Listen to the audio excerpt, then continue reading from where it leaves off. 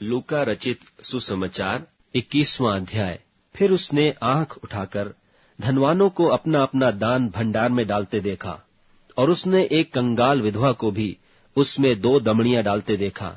तब उसने कहा, मैं तुमसे सच कहता हूं कि इस कंगाल विधवा ने सबसे बढ़कर डाला है, क्योंकि उन सब ने अपनी अपनी बढ़ती में से दान में कुछ डाला है, परंतु इसने अपनी घटी में से अपनी सारी जीविका डाल दी है।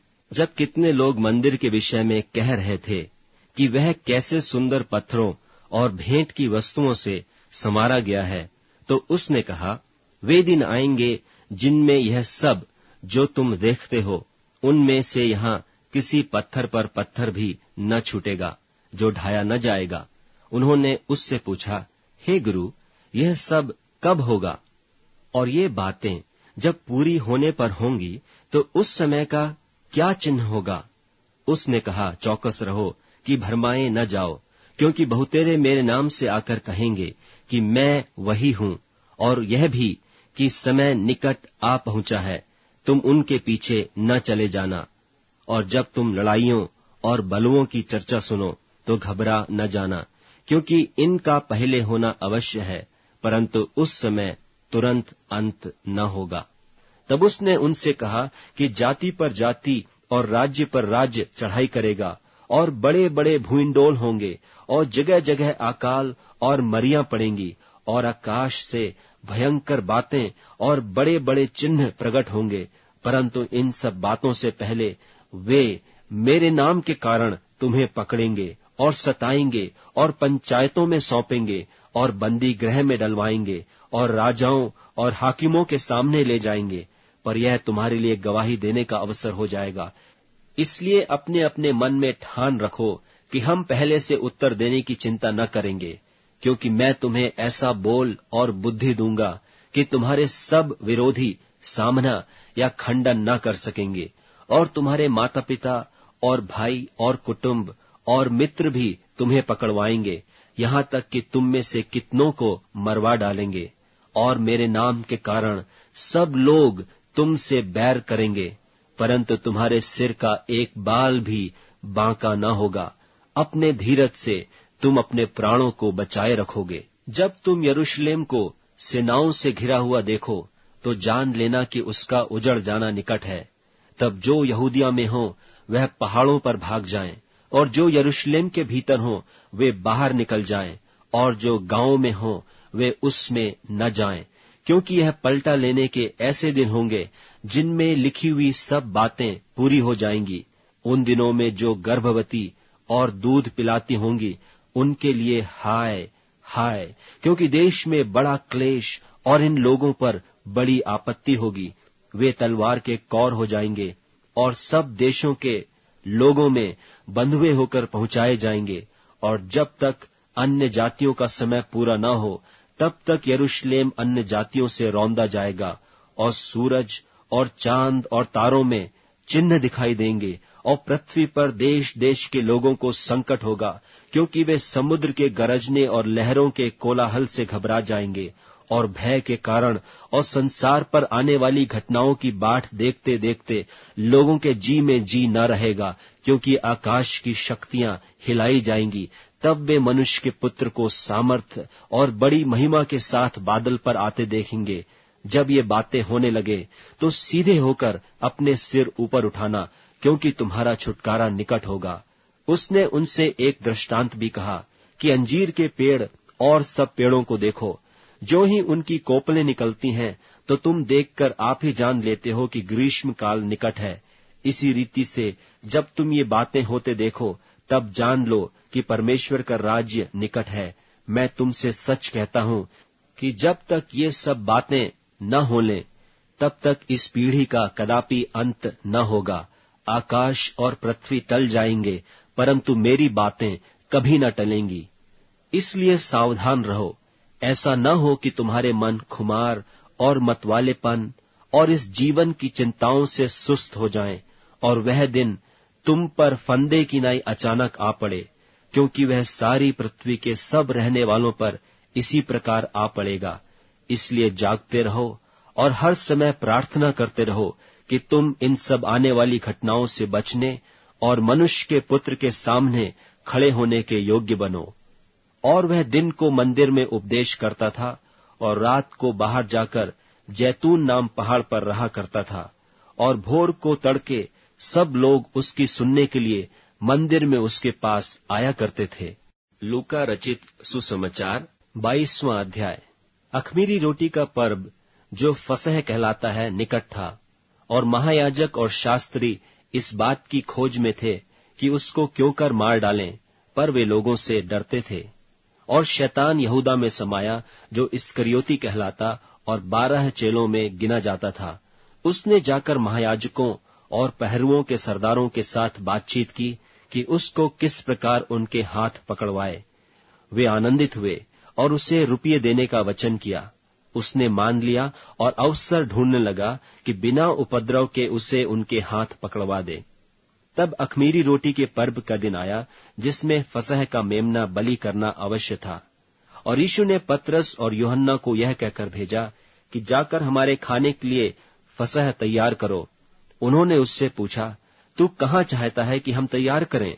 उसने उनसे कहा, देखो, नगर में प्रवेश करते ही एक मनुष्य जल का घड़ा उठाए हुए तुम्हें मिलेगा।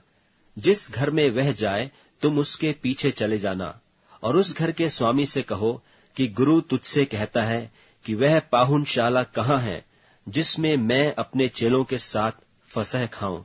वह तुम्हें एक सजी सजाई बड़ी अटारी दिखा देगा, वहां तैयारी करना। उन्होंने जाकर जैसा उसने उनसे कहा था वैसा ही पाया और फसह तैयार किया। जब घड़ी पहुंची तो वह प्रेरितों के साथ भोजन करने बैठा, और उसने उनसे कहा, मुझे बड़ी लालसा थी कि दुख भोगने से पहले यह फसह तुम्हारे साथ खाऊं, क्योंकि मैं तुमसे कहता हूं कि जब तक वह परमेश्वर के राज में पूरा न हो तब तक मैं उसे कभी न खाऊंगा। तब उसने कटोरा लेकर धन्यवाद किया और कहा, इसको लो और आपस में बांट लो, क्योंकि मैं तुमसे कहता हूं कि जब तक परमेश्वर का राज्य न आए तब तक मैं दाख रस अब से कभी न पीऊंगा। फिर उसने रोटी ली और धन्यवाद करके तोड़ी और उनको यह कहते हुए दी कि यह मेरी देह है जो तुम्हारे लिए दी जाती है, मेरे स्मरण के लिए यही किया करो। इसी रीति से उसने ब्यारी के बाद कटोरा भी यह कहते हुए दिया कि यह कटोरा मेरे उस लोहू में जो तुम्हारे लिए बहाया जाता है नई वाचा है। पर देखो, मेरे पकड़वाने वाले का हाथ मेरे साथ मेज पर है, क्योंकि मनुष्य का पुत्र तो जैसा उसके लिए ठहराया गया जाता ही है, पर हाय उस मनुष्य पर जिसके द्वारा वह पकड़वाया जाता है। तब वे आपस में पूछ पाछ करने लगे कि हम में से कौन है जो यह काम करेगा। उनमें यह वाद विवाद भी हुआ कि हम में से कौन बड़ा समझा जाता है। उसने उनसे कहा, अन्य जातियों के राजा उन पर प्रभुता करते हैं, और जो उन पर अधिकार रखते हैं वे उपकारक कहलाते हैं। परंतु तुम ऐसे न होना, वरन जो तुम में बड़ा है वह छोटे की नाई, और जो प्रधान है वह सेवक की नाई बने। क्योंकि बड़ा कौन है, वह जो भोजन पर बैठा या वह जो सेवा करता है? क्या वह नहीं जो भोजन पर बैठा है? पर मैं तुम्हारे बीच में सेवक के नाई हूं। परंतु तुम वह हो जो मेरी परीक्षाओं में लगातार मेरे साथ रहे। और जैसे मेरे पिता ने मेरे लिए एक राज्य ठहराया है, वैसे ही मैं भी तुम्हारे लिए ठहराता हूं, ताकि तुम मेरे राज्य में मेरी मेज पर खाओ पियो, वरन सिंहासनों पर बैठकर इस्राएल के 12 गोत्रों का न्याय करो। शमौन, हे शमौन, देख, शैतान ने तुम लोगों को मांग लिया है कि गेहूं की नाई फटके, परंतु मैंने तेरे लिए विनती की कि तेरा विश्वास जाता न रहे, और जब तू फिरे तो अपने भाइयों को स्थिर करना। उसने उससे कहा, हे प्रभु, मैं तेरे साथ बंदी गृह जाने वरन मरने को भी तैयार हूं। उसने कहा, हे पतरस, मैं तुझसे कहता हूं कि आज मुर्ग बांग न देगा जब तक तू 3 बार मेरा इनकार न कर लेगा कि मैं उसे नहीं जानता। और उसने उनसे कहा कि जब मैंने तुम्हें बटुए और झोली और जूते बिना भेजा था, तो क्या तुमको किसी वस्तु की घटी हुई थी? उन्होंने कहा, किसी वस्तु की नहीं। उसने उनसे कहा, परंतु अब जिसके पास बटुआ हो वह उसे ले, और वैसे ही झोली भी, और जिसके पास तलवार न हो वह अपने कपड़े बेचकर एक मोल ले, क्योंकि मैं तुमसे कहता हूं कि यह जो लिखा है कि वह अपराधियों के साथ गिना गया, उसका मुझ में पूरा होना अवश्य है। क्योंकि मेरे विषय की बातें पूरी होने पर हैं। उन्होंने कहा, हे प्रभु, देख, यहां 2 तलवारें हैं। उसने उनसे कहा, बहुत हैं। तब वह बाहर निकलकर अपनी रीति के अनुसार जैतून के पहाड़ पर गया, और चेले उसके पीछे हो लिए। उस जगह पहुंचकर उसने उनसे कहा, प्रार्थना करो कि तुम परीक्षा में न पड़ो। और वह आप उनसे अलग एक ढेला फेंकने के टप्पे भर गया, और घुटने टेक कर प्रार्थना करने लगा कि हे पिता, यदि तू चाहे तो इस कटोरे को मेरे पास से हटा ले, तो भी मेरी नहीं परंतु तेरी ही इच्छा पूरी हो। तब स्वर्ग से एक दूत उसको दिखाई दिया, जो उसे सामर्थ देता था, और वह अत्यंत संकट में व्याकुल होकर और भी हृदय वेदना से प्रार्थना करने लगा, और उसका पसीना मानो लोहू की बड़ी बड़ी बूंदों की नाई भूमि पर गिर रहा था। तब वह प्रार्थना से उठा और अपने चेलों के पास आकर उन्हें उदासी के मारे सोता पाया, और उनसे कहा, क्यों सोते हो? उठो, प्रार्थना करो कि परीक्षा में न पड़ो।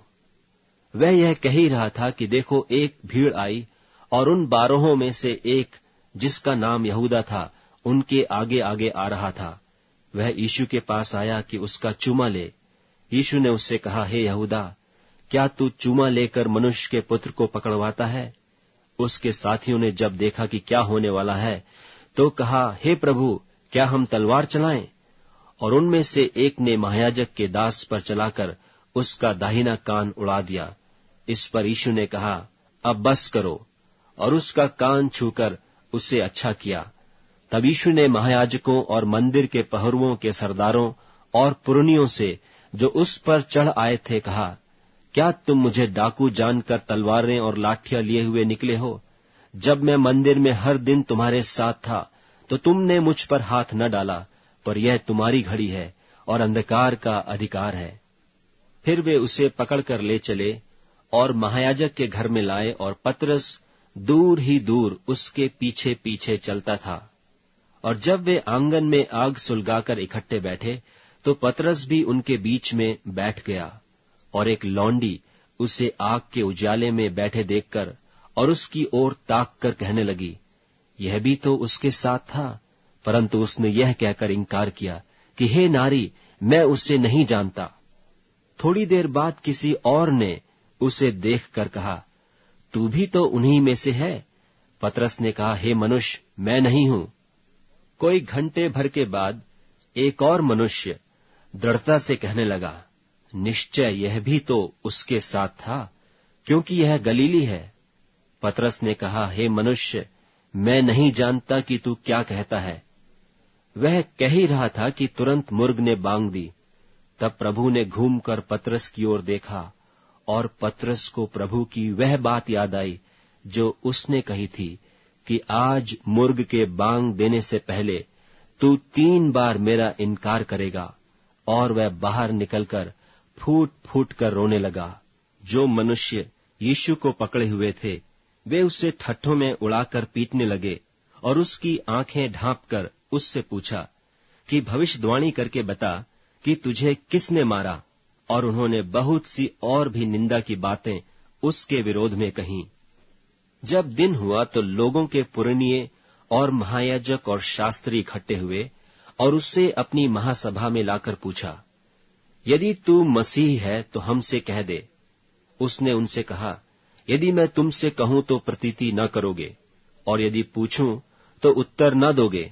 परंतु अब से मनुष्य का पुत्र सर्वशक्तिमान परमेश्वर की दाहिनी ओर बैठा रहेगा। इस पर सबने कहा, तो क्या तू परमेश्वर का पुत्र है? उसने उनसे कहा, तुम आप ही कहते हो, क्योंकि मैं हूं।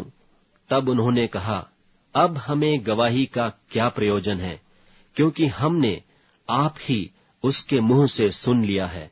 लूका रचित सुसमाचार 23वां अध्याय।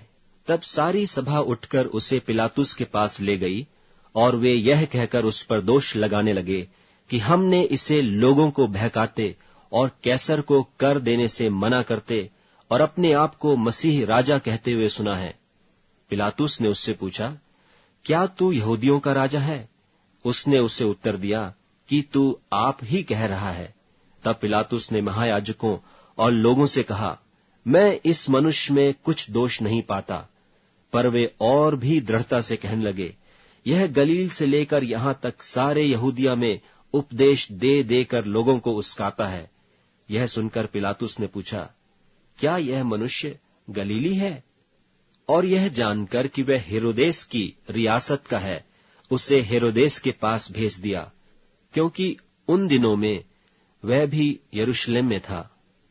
हेरोदेस यीशु को देखकर बहुत ही प्रसन्न हुआ, क्योंकि वह बहुत दिनों से उसको देखना चाहता था, इसलिए कि उसके विषय में सुना था और उसका कुछ चिन्ह देखने की आशा रखता था। वह उससे बहुतेरी बातें पूछता रहा, पर उसने उसको कुछ भी उत्तर न दिया। और महायाजक और शास्त्री खड़े हुए तन मन से उस पर दोष लगाते रहे। तब हेरोदेस ने अपने सिपाहियों के साथ उसका अपमान करके ठट्ठों में उड़ाया और भड़कीला वस्त्र पहनाकर उसे पिलातुस के पास लौटा दिया। उसी दिन पिलातुस और हेरोदेस मित्र हो गए। इसके पहले वे एक दूसरे के बैरी थे। पिलातुस ने महायाजकों और सरदारों और लोगों को बुलाकर उनसे कहा, तुम इस मनुष्य को लोगों का बहकाने वाला ठहराकर मेरे पास लाए हो, और देखो, मैंने तुम्हारे सामने उसकी जांच की, पर जिन बातों का तुम उस पर दोष लगाते हो, उन बातों के विषय में मैंने उसमें कुछ भी दोष नहीं पाया है। न हेरोदेस ने, क्योंकि उसने उसे हमारे पास लौटा दिया है, और देखो, उससे ऐसा कुछ नहीं हुआ कि वह मृत्यु के दंड के योग्य ठहराया जाए, इसलिए मैं उसे पिटवाकर छोड़ देता हूं। तब सब मिलकर चिल्ला उठे कि इसका काम तमाम कर और हमारे लिए बरअब्बा को छोड़ दे। यही किसी बलवे के कारण जो नगर में हुआ था और हत्या के कारण बंदी गृह में डाला गया था। पर पिलातुस ने यीशु को छोड़ने की इच्छा से लोगों को फिर समझाया, परंतु उन्होंने चिल्लाकर कहा कि उसे क्रूस पर चढ़ा, क्रूस पर। उसने तीसरी बार उनसे कहा, क्यों? उसने कौन सी बुराई की है? मैंने उसमें मृत्यु के दंड के योग्य कोई बात नहीं पाई, इसलिए मैं उसे पिटवाकर छोड़ देता हूं। परंतु वे चिल्ला चिल्ला कर पीछे पड़ गए कि वह क्रूस पर चढ़ाया जाए, और उनका चिल्लाना प्रबल हुआ। सो पिलातुस ने आज्ञा दी कि उनकी विनती के अनुसार किया जाए, और उसने उस मनुष्य को जो बलवे और हत्या के कारण बंदी गृह में डाला गया था और जिसे वे मांगते थे, छोड़ दिया, और यीशु को उनकी इच्छा के अनुसार सौंप दिया। जब वे उसे लिए जाते थे, तो उन्होंने शमौन नाम एक कुरेनी को, जो गांव से आ रहा था, पकड़कर उस पर क्रूस को लाद दिया कि उसे यीशु के पीछे पीछे ले चले। और लोगों की बड़ी भीड़ उसके पीछे हो ली, और बहुत सी स्त्रियां भी, जो उसके लिए छाती पीटती और विलाप करती थीं। यीशु ने उनकी ओर फिरकर कहा, हे यरूशलेम की पुत्रियों, मेरे लिए मत रो, परंतु अपने और अपने बालकों के लिए रो, क्योंकि देखो, वे दिन आते हैं जिनमें कहेंगे, धन्य है वे जो बांझ हैं, और वे गर्भ जो न जने, और वे स्तन जिन्होंने दूध न पिलाया।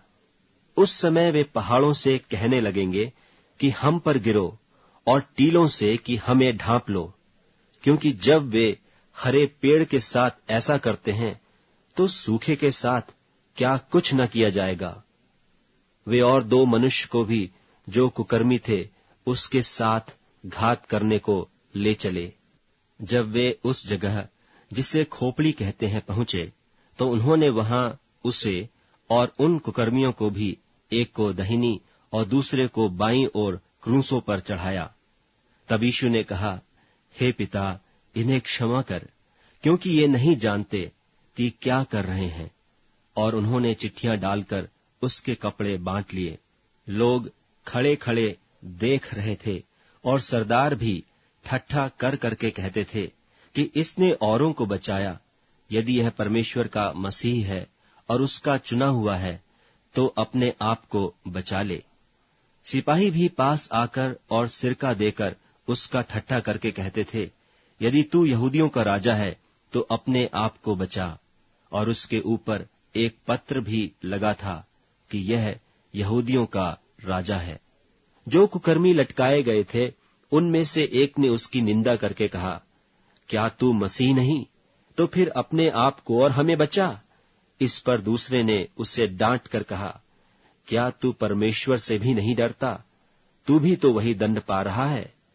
और हम तो न्यायानुसार दंड पा रहे हैं, क्योंकि हम अपने कामों का ठीक फल पा रहे हैं, पर इसने कोई अनुचित काम नहीं किया। तब उसने कहा, हे यीशु, जब तू अपने राज्य में आए तो मेरी सुधि लेना। उसने उससे कहा, मैं तुझसे सच कहता हूं कि आज ही तू मेरे साथ स्वर्गलोक में होगा। और लगभग 2 पहर से तीसरे पहर तक सारे देश में अंधियारा छाया रहा और सूर्य का उजियाला जाता रहा और मंदिर का पर्दा बीच से फट गया। और यीशु ने बड़े शब्द से पुकार कर कहा, हे पिता, मैं अपनी आत्मा तेरे हाथों में सौंपता हूं। और यह कहकर प्राण छोड़ दिए। सूबेदार ने जो कुछ हुआ था देखकर परमेश्वर की बड़ाई की और कहा, निश्चय यह मनुष्य धर्मी था। और भीड़ जो यह देखने को इकट्ठी हुई थी, इस घटना को देखकर छाती पीटती हुई लौट गई। और उसके सब जान पहचान और जो स्त्रियां गलील से उसके साथ आई थीं, दूर खड़ी हुई यह सब देख रही थीं। और देखो, यूसुफ नाम एक मंत्री जो सज्जन और धर्मी पुरुष था और उनके विचार और उनके इस काम से प्रसन्न न था, और वह यहूदियों के नगर अरमतिया का रहने वाला और परमेश्वर के राज्य की बाट जोहने वाला था, उसने पिलातुस के पास जाकर यीशु की लोथ मांग ली और उसे उतारकर चादर में लपेटा और एक कब्र में रखा जो चट्टान में खोदी हुई थी और उसमें कोई कभी न रखा गया था। वह तैयारी का दिन था और सब्त का दिन आरंभ होने पर था। और उन स्त्रियों ने जो उसके साथ गलील से आई थीं, पीछे पीछे जाकर उस कब्र को देखा और यह भी कि उसकी लोथ किस रीति से रखी गई है, और लौटकर सुगंधित वस्तुएं और इत्र तैयार किया। और सब्त के दिन तो उन्होंने आज्ञा के अनुसार विश्राम किया। लूका रचित सुसमाचार 24वां अध्याय। परंतु सप्ताह के पहले दिन बड़े भोर को वे उन सुगंधित वस्तुओं को जो उन्होंने तैयार की थीं लेकर कब्र पर आईं, और उन्होंने पत्थर को कब्र पर से लुढ़का हुआ पाया और भीतर जाकर प्रभु यीशु की लोथ न पाई। जब वे इस बात से भौचक्की हो रही थीं, तो देखो 2 पुरुष झलकते वस्त्र पहने हुए उनके पास आ खड़े हुए। जब वे डर गईं और धरती की ओर मुंह झुकाए रहीं, तो उन्होंने उनसे कहा, तुम जीवते को मरे हुओं में क्यों ढूंढती हो? वह यहां नहीं, परंतु जी उठा है। स्मरण करो कि उसने गलील में रहते हुए तुमसे कहा था कि अवश्य है कि मनुष्य का पुत्र पापियों के हाथ में पकड़वाया जाए और क्रूस पर चढ़ाया जाए और तीसरे दिन जी उठे। तब उसकी बातें उनको स्मरण आईं और कब्र से लौटकर उन्होंने उन 11 को और सबको ये सब बातें कह सुनाई। जिन्होंने प्रेरितों से ये बातें कहीं, वे मरियम मगदलीनी और यूअन्ना और याकूब की माता मरियम और उनके साथ की और स्त्रियां भी थीं। परंतु उनकी बातें उन्हें कहानी सी समझ पड़ी और उन्होंने उनकी प्रतीति न की। तब पतरस उठकर कब्र पर दौड़ गया और झुककर केवल कपड़े पड़े देखे, और जो हुआ था उससे अचंभा करता हुआ अपने घर चला गया। देखो, उसी दिन उनमें से 2 जन इम्माउस नाम एक गांव को जा रहे थे, जो यरूशलेम से कोई 7 मील की दूरी पर था। और वे इन सब बातों पर जो हुई थीं आपस में बातचीत करते जा रहे थे। और जब वे आपस में बातचीत और पूछपाछ कर रहे थे, तो यीशु आप पास आकर उनके साथ हो लिया। परंतु उनकी आंखें ऐसी बंद कर दी गई थीं कि उसे पहचान न सके। उसने उनसे पूछा, ये क्या बातें हैं जो तुम चलते चलते आपस में करते हो? वे उदास से खड़े रह गए। यह सुनकर उनमें से क्लियोपास नाम एक व्यक्ति ने कहा, क्या तू यरूशलेम में अकेला परदेशी है, जो नहीं जानता कि इन दिनों में उसमें क्या क्या हुआ है? उसने उनसे पूछा, कौन सी बातें? उन्होंने उससे कहा, यीशु नासरी के विषय में जो परमेश्वर और सब लोगों के निकट काम और वचन में सामर्थी भविष्यवक्ता था, और महायाजकों और हमारे सरदारों ने उसे पकड़वा दिया कि उस पर मृत्यु की आज्ञा दी जाए और उसे क्रूस पर चढ़वाया।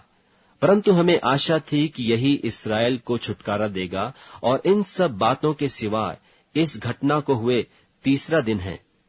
और हम में से कई स्त्रियों ने भी हमें आश्चर्य में डाल दिया है, जो भोर को कब्र पर गई थीं, और जब उसकी लोथ न पाई तो यह कहती हुई आई कि हमने स्वर्गदूतों का दर्शन पाया, जिन्होंने कहा कि वह जीवित है। तब हमारे साथियों में से कई एक कब्र पर गए, और जैसा स्त्रियों ने कहा था वैसा ही पाया, परंतु उसको न देखा। तब उसने उनसे कहा, हे निर्बुद्धियों और भविष्यद्वक्ताओं की सब बातों पर विश्वास करने में मंदमतियों, क्या अवश्य न था कि मसीह ये दुख उठाकर अपनी महिमा में प्रवेश करे? तब उसने मूसा से और सब भविष्यद्वक्ताओं से आरंभ करके सारे पवित्र शास्त्रों में से अपने विषय में की बातों का अर्थ उन्हें समझा दिया। इतने में वे उस गांव के पास पहुंचे जहां वे जा रहे थे, और उसके ढंग से ऐसा जान पड़ा कि वह आगे बढ़ा चाहता है, परंतु उन्होंने यह कहकर उसे रोका कि हमारे साथ रह, क्योंकि संध्या हो चली है और दिन अब बहुत ढल गया है। तब वह उनके साथ रहने के लिए भीतर गया। जब वह उनके साथ भोजन करने बैठा तो उसने रोटी लेकर धन्यवाद किया और उसे तोड़कर उनको देने लगा। तब उनकी आंखें खुल गईं और उन्होंने उसे पहचान लिया, और वह उनकी आंखों से छिप गया। उन्होंने आपस में कहा, जब वह मार्ग में हमसे बातें करता था और पवित्र शास्त्र का अर्थ हमें समझाता था, तो क्या हमारे मन में उत्तेजना न उत्पन्न हुई? वे उसी घड़ी उठकर यरूशलेम को लौट गए और उन 11 और उनके साथियों को इकट्ठे पाया। वे कहते थे, प्रभु सचमुच जी उठा है और शमौन को दिखाई दिया है। तब उन्होंने मार्ग की बातें उन्हें बता दी, और यह भी कि उन्होंने उससे रोटी तोड़ते समय क्यों कर पहचाना। वे ये बातें कह ही रहे थे कि वह आप ही उनके बीच में आ खड़ा हुआ और उनसे कहा, तुम्हें शांति मिले। परंतु वे घबरा गए और डर गए और समझे कि हम किसी भूत को देखते हैं। उसने उनसे कहा, क्यों घबराते हो और तुम्हारे मन में क्यों संदेह उठते हैं? मेरे हाथ और मेरे पांव को देखो कि मैं वही हूं। मुझे छू कर देखो, क्योंकि आत्मा के हड्डी मांस नहीं होता जैसा मुझ में देखते हो।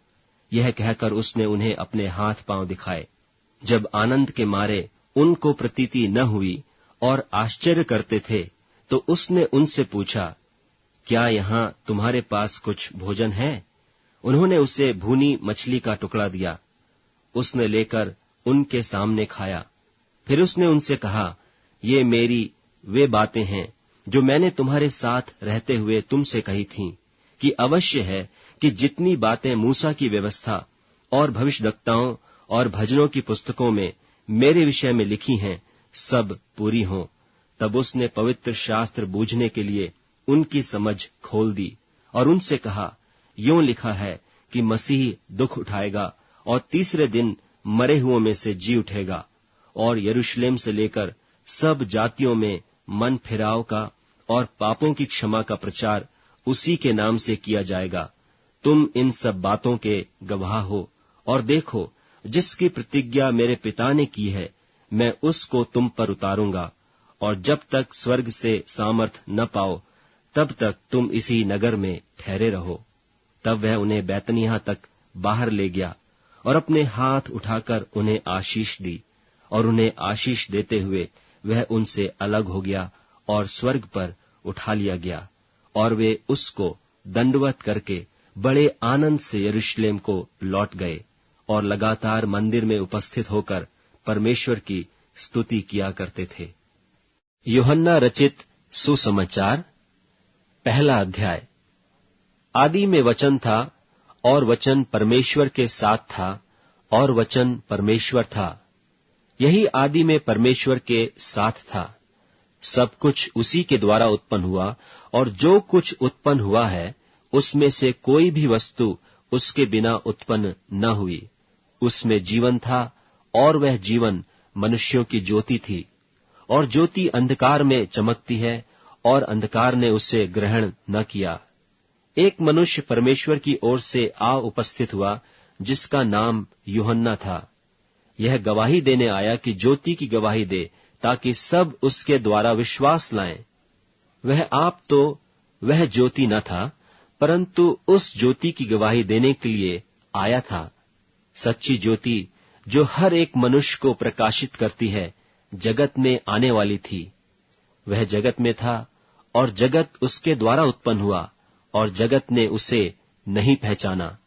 वह अपने घर आया, और उसके अपनों ने उसे ग्रहण नहीं किया, परंतु जितनों ने उसे ग्रहण किया, उसने उन्हें परमेश्वर के संतान होने का अधिकार दिया, अर्थात उन्हें जो उसके नाम पर विश्वास रखते हैं।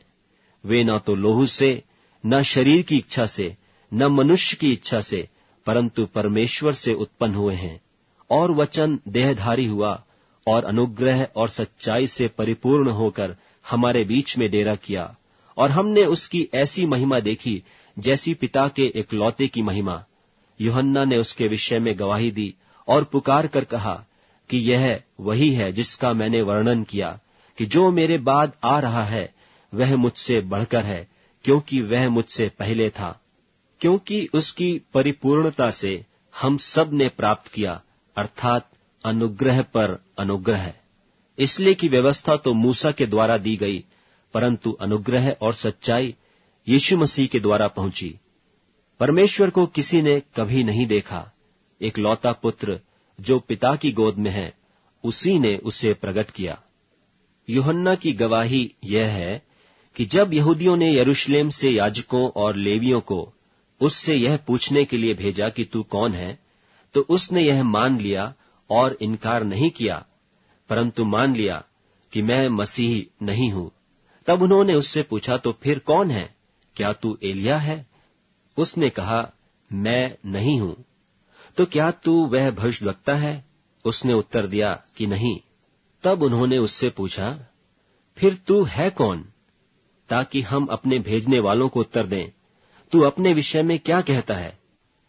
उसने कहा, मैं जैसा यशाया भविष्यद्वक्ता ने कहा है, जंगल में एक पुकारने वाले का शब्द हूं कि तुम प्रभु का मार्ग सीधा करो। ये फरीसियों की ओर से भेजे गए थे। उन्होंने उससे यह प्रश्न पूछा कि यदि तू न मसीह है और न एलिया और न वह भविष्यद्वक्ता है, तो फिर बपतिस्मा क्यों देता है? यूहन्ना ने उनको उत्तर दिया कि मैं तो जल से बपतिस्मा देता हूं, परंतु तुम्हारे बीच में एक व्यक्ति खड़ा है जिसे तुम नहीं जानते, अर्थात मेरे बाद आने वाला है, जिसकी जूती का बंध मैं खोलने के योग्य नहीं। ये बातें यरदन के पार बैतनिय्याह में हुई, जहां यूहन्ना बपतिस्मा देता था। दूसरे दिन उसने यीशु को अपनी ओर आते देखकर कहा, देखो, यह परमेश्वर का मेम्ना है जो जगत का पाप उठा ले जाता है। यह वही है जिसके विषय में मैंने कहा था कि एक पुरुष मेरे पीछे आता है जो मुझसे श्रेष्ठ है, क्योंकि वह मुझसे पहले था, और मैं तो उसे पहचानता न था, परंतु इसलिए मैं जल से बपतिस्मा देता हुआ आया कि वह इस्राएल पर प्रकट हो जाए। और यूहन्ना ने यह गवाही दी कि मैंने आत्मा को कबूतर की नाई आकाश से उतरते देखा है, और वह उस पर ठहर गया, और मैं तो उसे पहचानता नहीं था, परंतु जिसने मुझे जल से बपतिस्मा देने को भेजा, उसी ने मुझसे कहा कि जिस पर तू आत्मा को उतरते और ठहरते देखे, वही पवित्र आत्मा से बपतिस्मा देने वाला है। और मैंने देखा और गवाही दी है कि यही परमेश्वर का पुत्र है। दूसरे दिन फिर यूहन्ना और उसके चेलों में से 2 जन खड़े हुए थे, और उसने यीशु पर जो जा रहा था दृष्टि करके कहा, देखो, यह परमेश्वर का मेम्ना है। तब वे दोनों चेले उसकी यह सुनकर यीशु के पीछे हो लिए। यीशु ने फिरकर और उनको पीछे आते देखकर उनसे कहा, तुम किसकी खोज में हो? उन्होंने उससे कहा, हे रब्बी, अर्थात हे गुरु, तू कहाँ रहता है? उसने उनसे कहा, चलो तो देख लोगे। तब उन्होंने आकर उसके रहने का स्थान देखा और उस दिन उसी के साथ रहे, और यह 10वें घंटे के लगभग था। उन दोनों में से जो यूहन्ना की बात सुनकर यीशु के पीछे हो लिए थे, एक तो शमौन पतरस का भाई अंद्रियास था।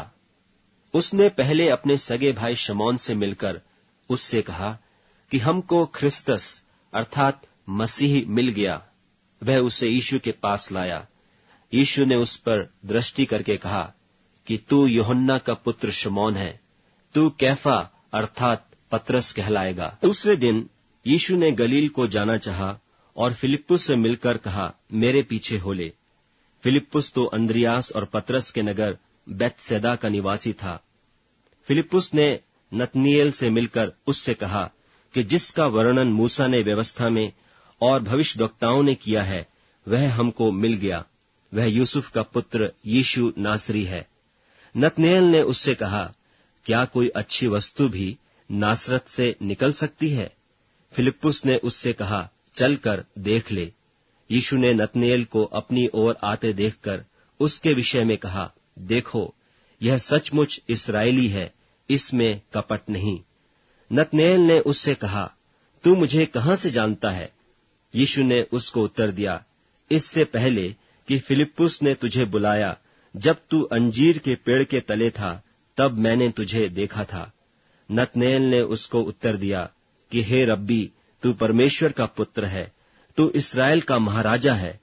यीशु ने उसको उत्तर दिया, मैंने जो तुझसे कहा कि मैंने तुझे अंजीर के पेड़ के तले देखा, क्या तू इसीलिए विश्वास करता है?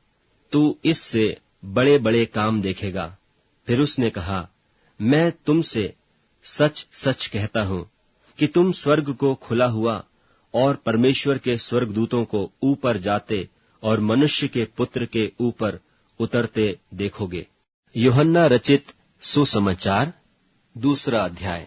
फिर तीसरे दिन गलील के काना में किसी का ब्याह था और यीशु की माता भी वहीं थी, और यीशु और उसके चेले भी उस ब्याह में नेवते गए थे।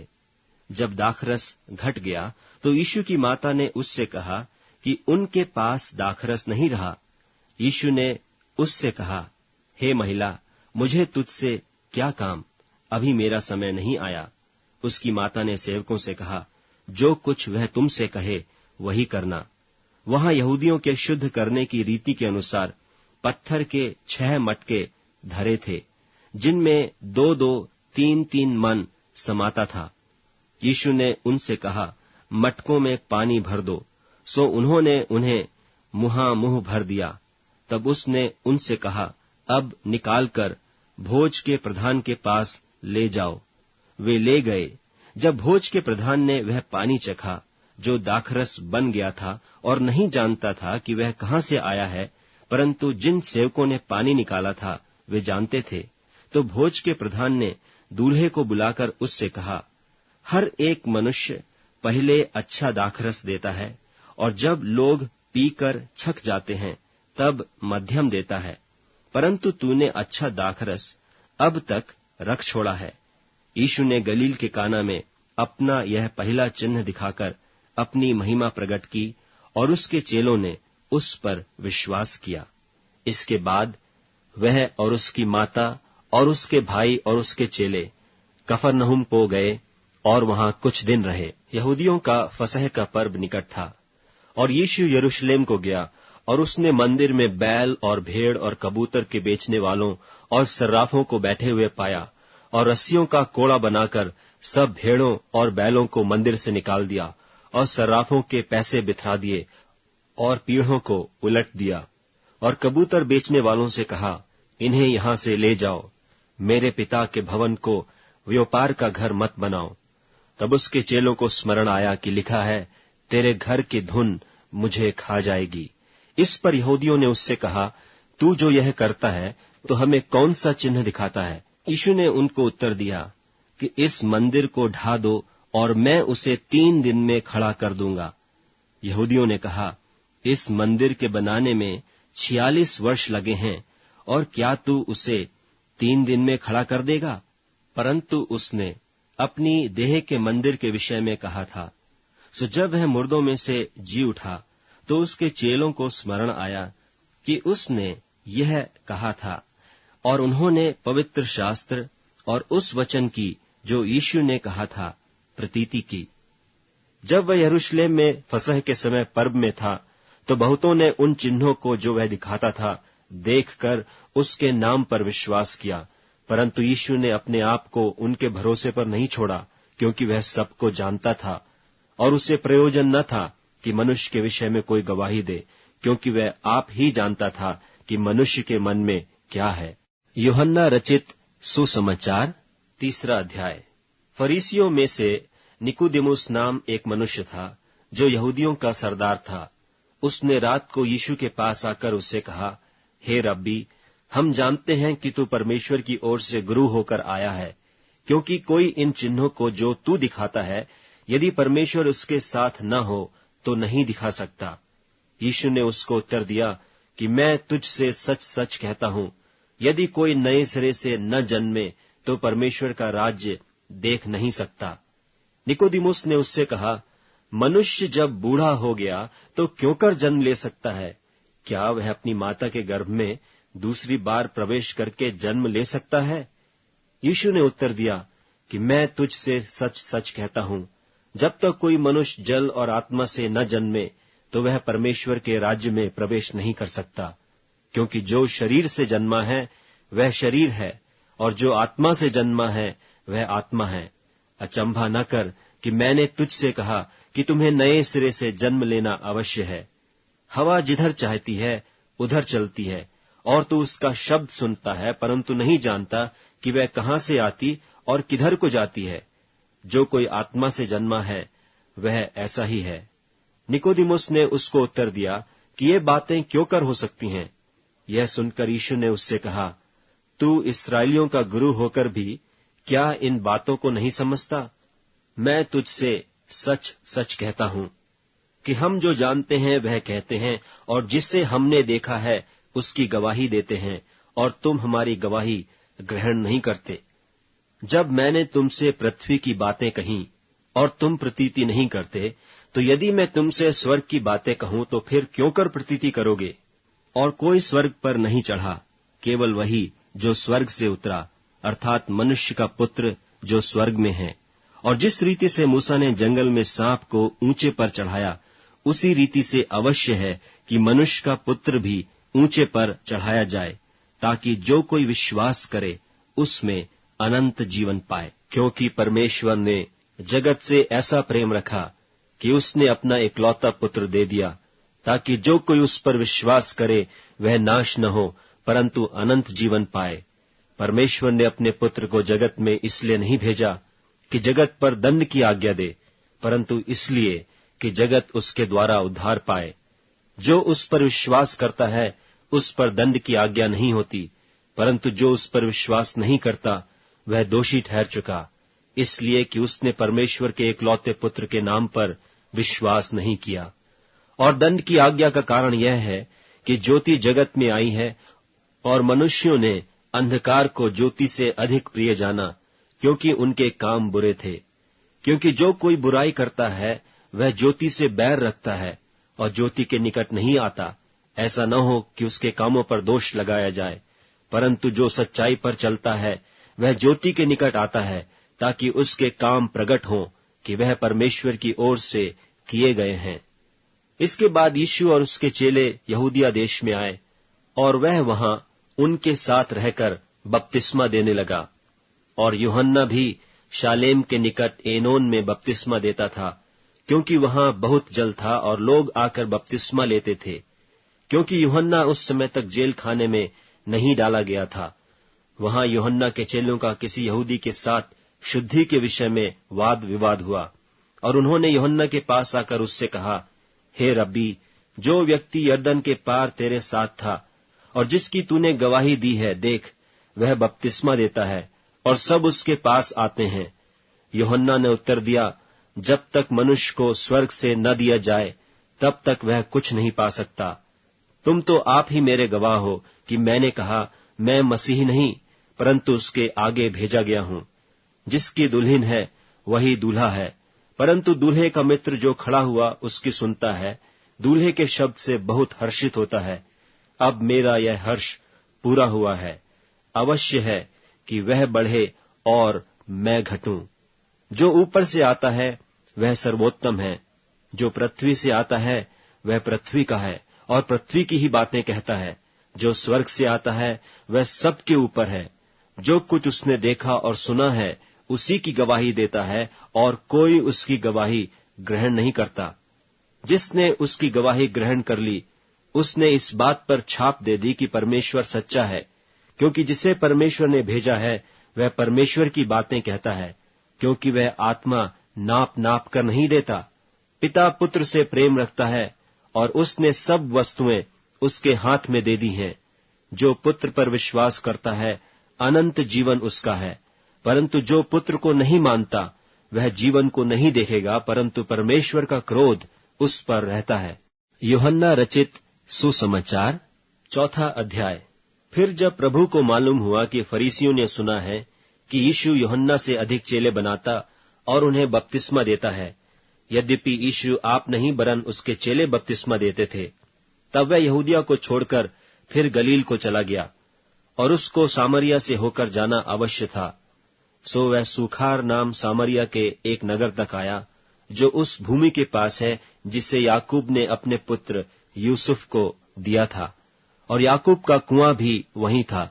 सो यीशु मार्ग का थका हुआ उस कुएं पर यूं ही बैठ गया, और यह बात 6 घंटे के लगभग हुई। इतने में एक सामरी स्त्री जल भरने को आई। यीशु ने उससे कहा, मुझे पानी पिला, क्योंकि उसके चेले तो नगर में भोजन मोल लेने को गए थे। उस सामरी स्त्री ने उससे कहा, तू यहूदी होकर मुझ सामरी स्त्री से पानी क्यों मांगता है? क्योंकि यहूदी सामरियों के साथ किसी प्रकार का व्यवहार नहीं रखते। यीशु ने उत्तर दिया, यदि तू परमेश्वर के वरदान को जानती और यह भी जानती कि वह कौन है जो तुझसे कहता है मुझे पानी पिला, तो तू उससे मांगती और वह तुझे जीवन का जल देता। स्त्री ने उससे कहा, हे प्रभु, तेरे पास जल भरने को तो कुछ है भी नहीं और कुआं गहरा है, तो फिर वह जीवन का जल तेरे पास कहां से आया? क्या तू हमारे पिता याकूब से बड़ा है, जिसने हमें यह कुआं दिया, और आप ही अपने संतान और अपने ढोरों समेत उसमें से पिया? यीशु ने उसको उत्तर दिया कि जो कोई यह जल पिएगा वह फिर प्यासा होगा, परंतु जो कोई उस जल में से पिएगा जो मैं उसे दूंगा, वह फिर अनंत काल तक प्यासा न होगा, वरन जो जल मैं उसे दूंगा वह उसमें एक सोता बन जाएगा जो अनंत जीवन के लिए उमड़ता रहेगा। स्त्री ने उससे कहा, हे प्रभु, वह जल मुझे दे, ताकि मैं प्यासी न हूं और न जल भरने को इतनी दूर आऊं। यीशु ने उससे कहा, जा अपने पति को यहां बुला ला। स्त्री ने उत्तर दिया कि मैं बिना पति की हूं। यीशु ने उससे कहा, तू ठीक कहती है कि मैं बिना पति की हूं, क्योंकि तू 5 पति कर चुकी है और जिसके पास तू अब है वह भी तेरा पति नहीं। यह तूने सच कहा है। स्त्री ने उससे कहा, हे प्रभु, मुझे ज्ञात होता है कि तू भविष्यद्वक्ता है। हमारे बाप दादों ने इसी पहाड़ पर भजन किया और तुम कहते हो कि वह जगह जहां भजन करना चाहिए यरूशलेम में है। यीशु ने उससे कहा, हे नारी, मेरी बात की प्रतीति कर कि वह समय आता है कि तुम न तो इस पहाड़ पर पिता का भजन करोगे न यरूशलेम में। तुम जिसे नहीं जानते उसका भजन करते हो, और हम जिसे जानते हैं उसका भजन करते हैं, क्योंकि उद्धार यहूदियों में से है। परंतु वह समय आता है, वरन अब भी है, जिसमें सच्चे भक्त पिता का भजन आत्मा और सच्चाई से करेंगे, क्योंकि पिता अपने लिए ऐसे ही भजन करने वालों को ढूंढता है। परमेश्वर आत्मा है, और अवश्य है कि उसके भजन करने वाले आत्मा और सच्चाई से भजन करें। स्त्री ने उससे कहा, मैं जानती हूं कि मसीह जो क्रिस्तुस कहलाता है आने वाला है। जब वह आएगा तो हमें सब बातें बता देगा। यीशु ने उससे कहा, मैं जो तुझसे बोल रहा हूं वही हूं। इतने में उसके चेले आ गए और अचंभा करने लगे कि वह स्त्री से बातें कर रहा है। तो भी किसी ने न कहा कि तू क्या चाहता है या किस लिए उससे बातें करता है। तब स्त्री अपना घड़ा छोड़कर नगर में चली गई और लोगों से कहने लगी, आओ एक मनुष्य को देखो जिसने सब कुछ जो मैंने किया मुझे बता दिया। कहीं यही तो मसीह नहीं है? सो वे नगर से निकलकर उसके पास आने लगे। इतने में उसके चेले यीशु से यह विनती करने लगे कि हे रब्बी, कुछ खा ले। परंतु उसने उनसे कहा, मेरे पास खाने के लिए ऐसा भोजन है जिसे तुम नहीं जानते। तब चेलों ने आपस में कहा, क्या कोई उसके लिए कुछ खाने को लाया है? यीशु ने उनसे कहा, मेरा भोजन यह है कि अपने भेजने वाले की इच्छा के अनुसार चलूं और उसका काम पूरा करूं। क्या तुम नहीं कहते कि कटनी होने में अब भी 4 महीने पड़े हैं? देखो, मैं तुमसे कहता हूं, अपनी आंखें उठाकर खेतों पर दृष्टि डालो कि वे कटनी के लिए पक चुके हैं, और काटने वाला मजदूरी पाता और अनंत जीवन के लिए फल बटोरता है, ताकि बोने वाला और काटने वाला दोनों मिलकर आनंद करें। क्योंकि इस पर यह कहावत ठीक बैठती है कि बोने वाला और है और काटने वाला और। मैंने तुम्हें वह खेत काटने के लिए भेजा जिसमें तुमने परिश्रम नहीं किया, औरों ने परिश्रम किया और तुम उनके परिश्रम के फल में भागी हुए। और उस नगर के बहुत सामरियों ने उस स्त्री के कहने से, जिसने यह गवाही दी थी कि उसने सब कुछ जो मैंने किया है मुझे बता दिया, विश्वास किया। तब जब ये सामरी उसके पास आए तो उससे विनती करने लगे कि हमारे यहां रह। सो वह वहां 2 दिन तक रहा, और उसके वचन के कारण और भी बहुतेरों ने विश्वास किया, और उस स्त्री से कहा, अब हम तेरे कहने ही से विश्वास नहीं करते, क्योंकि हमने आप ही सुन लिया और जानते हैं कि यही सचमुच में जगत का उद्धार करता है। फिर उन 2 दिनों के बाद वह वहां से कूच करके गलील को गया, क्योंकि यीशु ने आप ही साक्षी दी कि भविष्यद्वक्ता अपने देश में आदर नहीं पाता। जब वह गलील में आया तो गलीली आनंद के साथ उससे मिले, क्योंकि जितने काम उसने यरूशलेम में पर्व के समय किए थे, उन्होंने उन सब को देखा था, क्योंकि वे भी पर्व में गए थे। तब वह फिर गलील के काना में आया, जहां उसने पानी को दाख रस बनाया था। और राजा का एक कर्मचारी था, जिसका पुत्र कफरनहूम में बीमार था। वह यह सुनकर कि यीशु यहूदिया से गलील में आ गया है, उसके पास गया और उससे विनती करने लगा कि चलकर मेरे पुत्र को चंगा कर दे, क्योंकि वह मरने पर था। यीशु ने उससे कहा, जब तक तुम चिन्ह और अद्भुत काम न देखोगे, तब तक कदापि विश्वास न करोगे। राजा के कर्मचारी ने उससे कहा, हे प्रभु, मेरे बालक की मृत्यु होने से पहले चल। यीशु ने उससे कहा, जा, तेरा पुत्र जीवित है।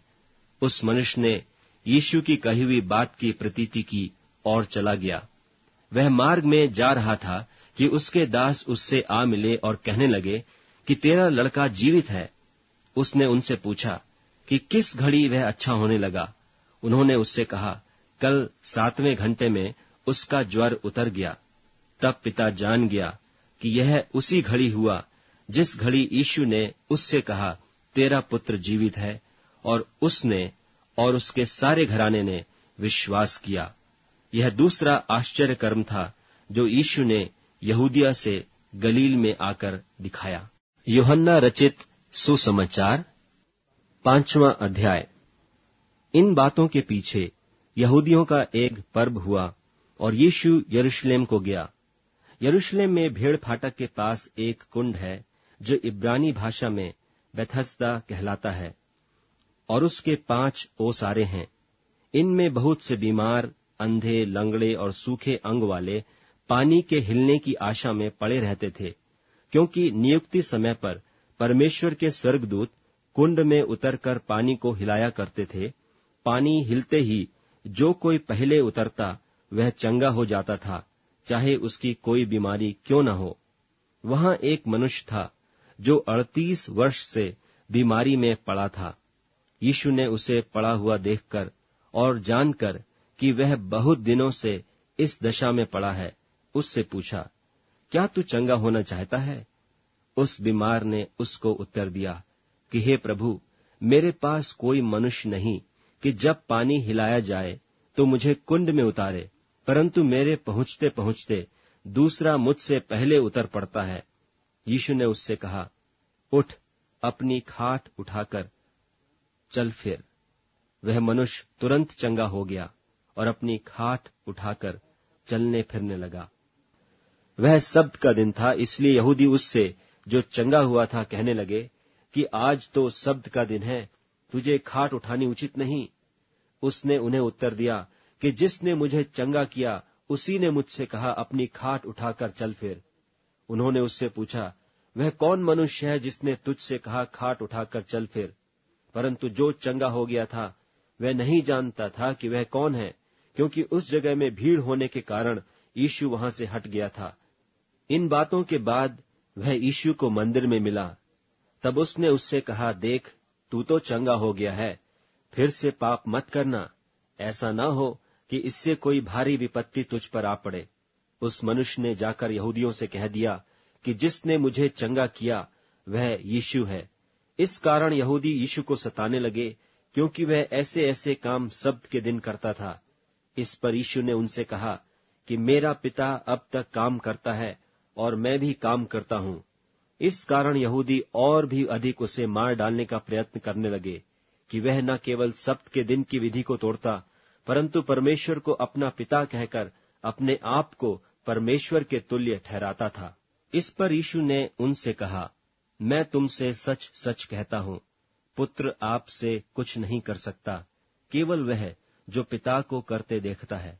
क्योंकि जिन जिन कामों को वह करता है उन्हें पुत्र भी उसी रीति से करता है, क्योंकि पिता पुत्र से प्रीति रखता है, और जो जो काम वह आप करता है वह सब उसे दिखाता है, और वह इनसे भी बड़े काम उसे दिखाएगा, ताकि तुम अचंभा करो।